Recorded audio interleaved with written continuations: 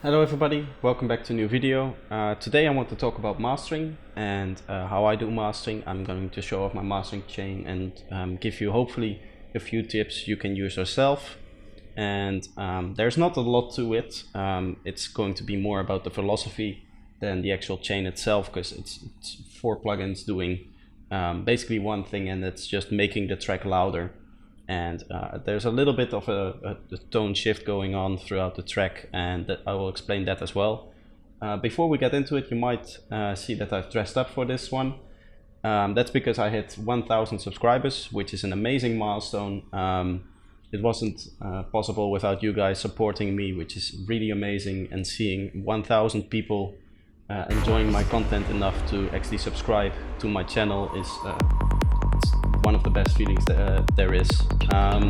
So yeah, normally I have something to release for these kind of occasions, but this kind of happened so fast that any product like a sample pack or a preset pack wasn't really finished, and I don't want to put out unfinished work just because I hit the milestone. So you guys have to wait for that a little bit, maybe to the next milestone, and then I have like a full pack available which you can download then for that.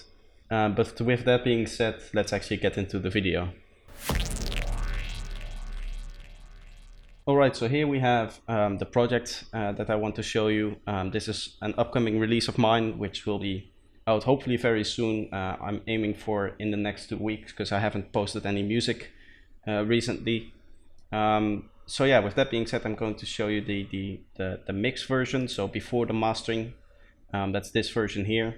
And it's not going to be as loud as our mastered version, which you can see down below here, but I think we'll be fine here. This is the mix.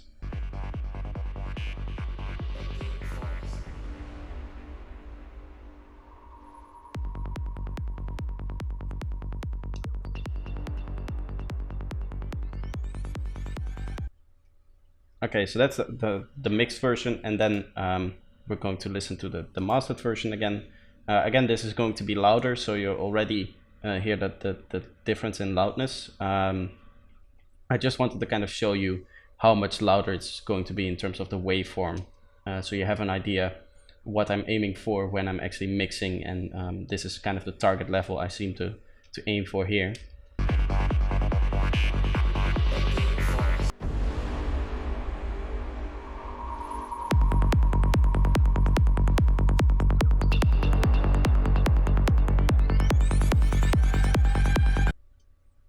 So that's the final master we have, and you can hear it's mainly again in terms of loudness the difference, but let's actually go over the mastering chain used to achieve this, and there is some cool stuff in here.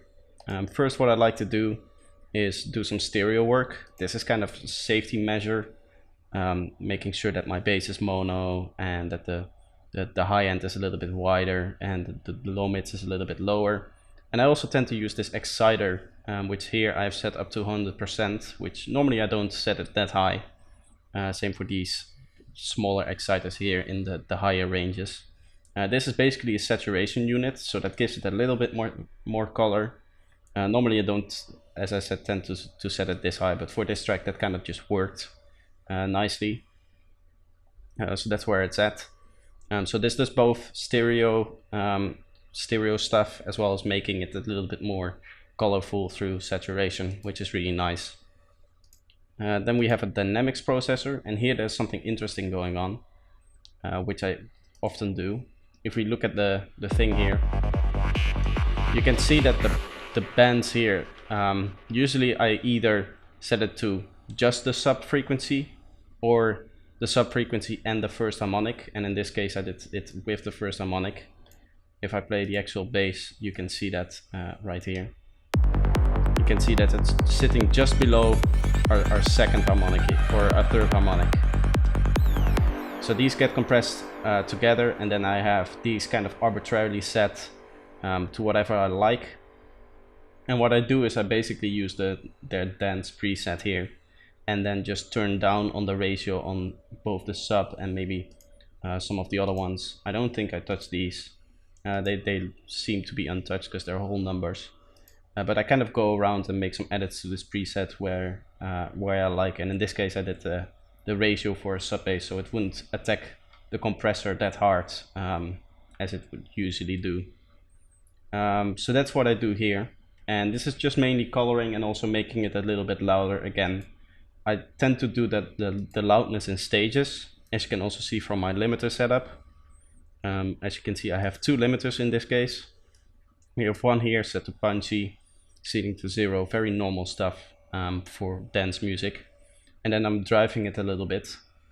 And then I have another limiter, basically doing the same thing. This is basically a duplicate of the other one. But what you can see here is that for this first limiter, what I'm doing is I am kind of turning it off and on in terms of the gain. So it's still limiting here, but the gain in the drop is just a little bit higher so that the drop has a little bit more energy. So that's basically everything I do. To be honest, there's not much more to it. But some of the things I want you to keep in mind when mastering is that mastering is not a magical thing. It's not going to make a shitty mix sound a lot better. If I turn this off or use the turned off version here and set this to a loudness that is comparable, you can hear that this sounds a lot, basically the same.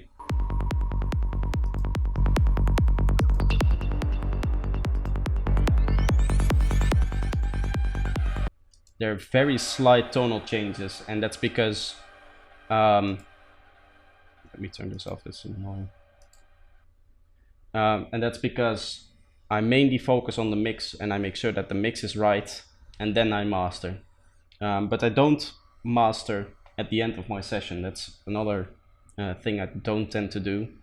I like to work into a mastering chain when I'm producing. So when I'm adding like the final elements, or let's say I write the second drop, I like to already have my master chain there. So what I do is I write down the bare essentials of my track.